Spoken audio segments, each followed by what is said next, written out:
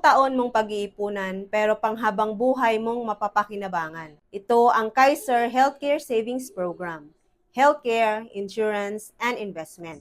Ito ay long-term healthcare na 7 taon mong pag-iipunan at magmamature on the 20th year. Kung ikaw ay 30 years old at mag-iipon ka ng 98 pesos araw-araw sa loob ng 7 taon, meron kang 1.5 na retirement fund sa edad na 60. At kung mag-iipon ka ng 196 pesos araw-araw sa loob ng 7 taon, meron kang 3 million na retirement fund sa edad na 60. Ang kagandahan dito sa Kaiser, kapag nagkasakit ka, may hospitalization benefit na magagamit sa hospital. Kung maaga ka namang kukunin ni Lord, may matatanggap na insurance ang iyong pamilya. At kung humaba naman ang iyong buhay, meron itong investment o retirement fund na magagamit mo sa iyong pagtanda. Kaya naman, ang Kaiser ay investment na walang tapon. Dahil kaya nitong solusyonan ang mga what-ifs natin sa buhay. Ang Kaiser ay safe investment